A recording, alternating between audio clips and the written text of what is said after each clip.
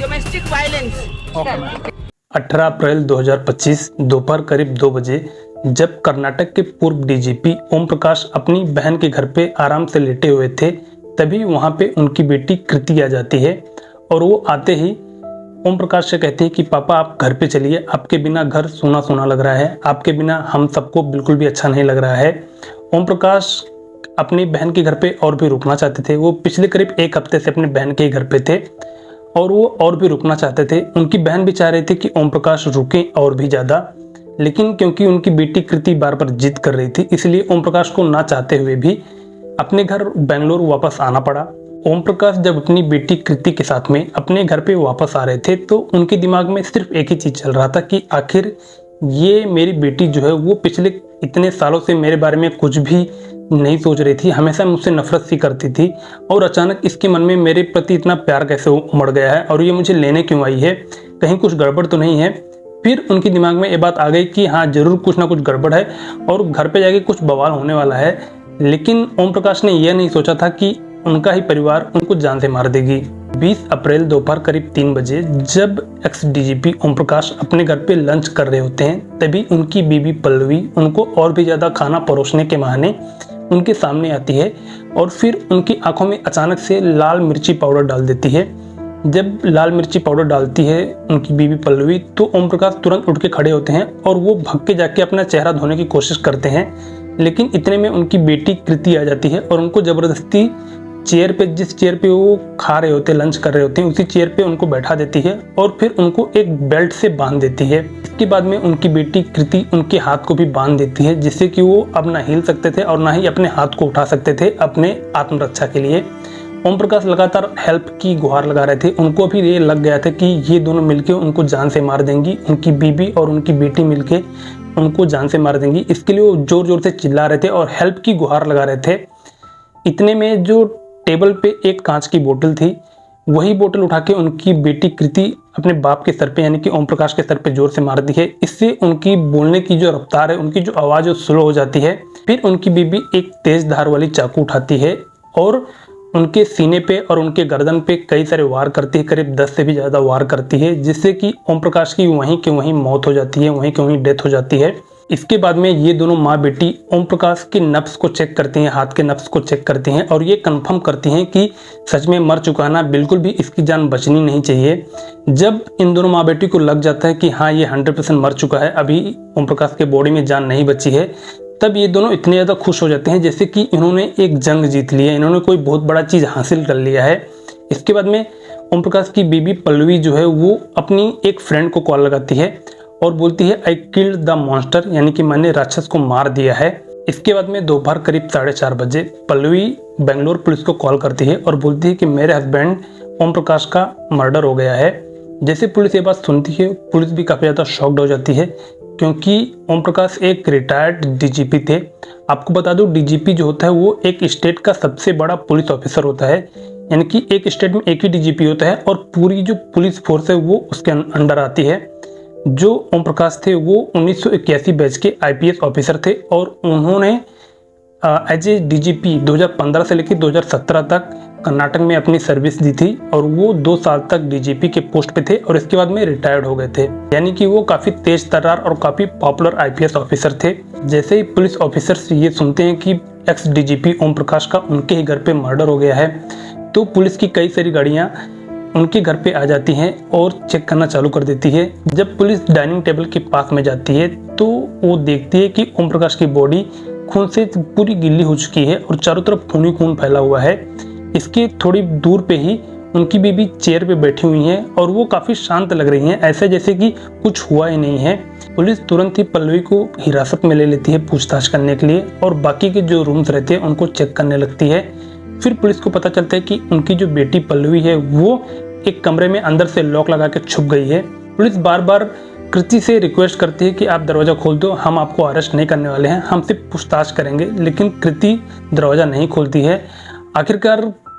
कई घंटों तक रिक्वेस्ट और कई घंटे तक मनाने के बाद भी जब कृति दरवाज़ा नहीं खोलती है, फिर पुलिस को दरवाज़ा तोड़ के कृति को हिरासत में लेना पड़ता है। थोड़ी देर के ही पूछताछ में ही पल्लवी ये बात कबूल कर लेती है कि उसने और उसकी बेटी ने मिलकर ही ओम प्रकाश की हत्या की है, उनका मर्डर किया है। अब अब पुलिस इन दोनों माँ बेटी से पूछताछ करना चालू कर देती है और पुलिस पूछती है कि आखिर मेन वजह क्या थी जिसकी वजह से तुम दोनों ने मिलकर एक्स डीजीपी ओम प्रकाश की हत्या की। ओम प्रकाश की पत्नी पल्लवी बोलती है कि जो ओम प्रकाश थे वो काफ़ी ज़्यादा हम दोनों को टॉर्चर करते थे, हम दोनों को काफ़ी ज़्यादा पीटते थे,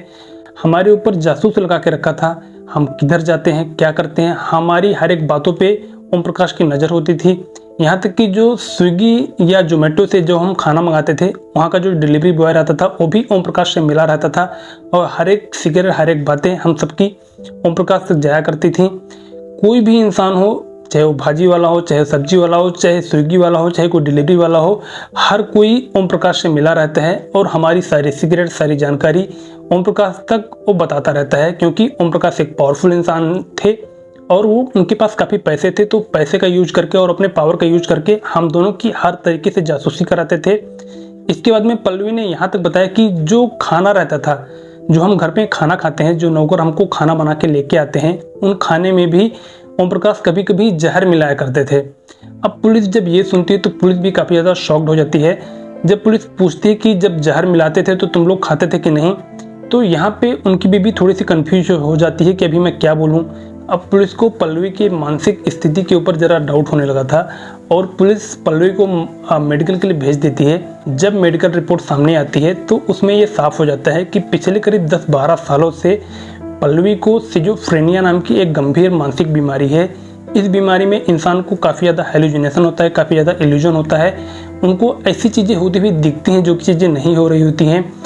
ऐसे पेशेंट को लगता है कि उनका कोई अपना ही उनका दुश्मन है, उनको कोई जान से मारने की कोशिश कर रहा है और वो अक्सर डरते रहते हैं।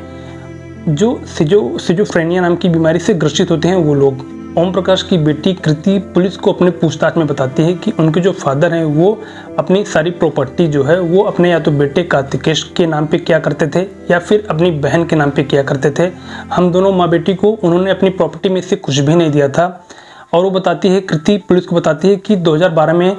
हमारे फादर ने एक प्रॉपर्टी ली थी,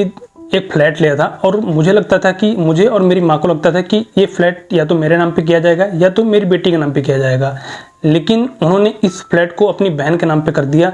जिससे हम दोनों काफ़ी ज़्यादा डिसअपॉइंटेड हुए और यहीं से मम्मी पापा के बीच में यानी कि ओम प्रकाश और पल्लवी के बीच में काफ़ी ज़्यादा झगड़े होने चालू हो गए। इसके बाद में जब पुलिस ने कृति और पल्लवी के गूगल सर्च हिस्ट्री को चेक किया, इनके लैपटॉप पे, इनके मोबाइल पे, तो पुलिस को ये मालूम पड़ा कि ये दोनों माँ बेटी अक्सर गूगल पे ये सर्च किया करते थे कि किस तरीके से किसी भी इंसान का मर्डर किया जा सकता है, मर्डर करने के आसान तरीके। और ये दोनों माँ बेटी एक पेज को बार बार ओपन कर रहे थे जिसमें ये बताया गया था कि किसी भी इंसान का जो गर्दन है वो काफ़ी वीक पॉइंट होता है, अगर इंसान की गर्दन पे वार की जाए तो वो काफ़ी आसानी से अपनी जान गंवा सकता है। इस पेज को उन्होंने कई बार पढ़ा था और ओम प्रकाश का मर्डर भी इसी तरीके से किया था इन दोनों ने मिलकर। कुछ दिनों बाद पुलिस को पल्लवी के कई सारे व्हाट्सएप ग्रुप मैसेज मिलते हैं, जो पुलिस और पुलिस की फैमिली मेम्बर्स का जो व्हाट्सएप ग्रुप है उसमें पल्लवी ने कई बार ये मैसेज डाला था कि मेरे पति और मुझे तलाक चाहिए, लेकिन मेरे पति मुझे तलाक नहीं दे रहे हैं। और फिर एक मैसेज ऐसा मिला जिसमें कि पल्लवी बोल रही थी कि मेरे पति मुझे और मेरी बेटी को काफ़ी ज़्यादा टॉर्चर कर रहे हैं, मेरी जासूसी करवाते हैं, मेरे खाने में जहर मिलाते हैं और मेरी कभी भी मर्डर हो सकती है, मेरी बेटी की कभी मर्डर हो सकता है। आप प्लीज़ इनके ऊपर, प्लीज़ ओम प्रकाश के ऊपर कार्रवाई कीजिए।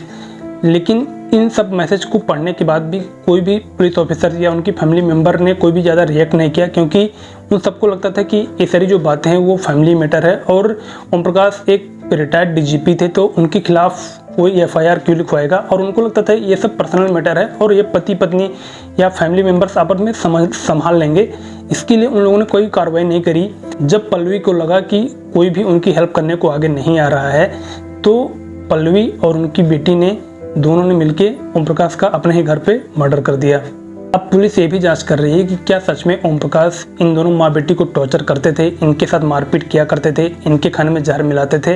या सिजोफ्रेनिया नाम की बीमारी की वजह से पल्लवी ऐसा बोल रही थी। और दूसरे लोगों को भी ये बात मालूम था कि पल्लवी एक मानसिक बीमार है और इसीलिए कोई उनकी हेल्प नहीं करते थे। पुलिस ये सारी चीज़ें अभी जाँच कर रही है। वैसे इस केस के बारे में एक कितना पावरफुल पुलिस ऑफिसर की उसके घर में उसकी बेटी और उसकी ही पत्नी के द्वारा मर्डर हो गया है, इसके बारे में आपका क्या कहना, आप कमेंट करके जरूर बताइए। चैनल को सब्सक्राइब कर लीजिए। मिलते हैं नेक्स्ट वीडियो में।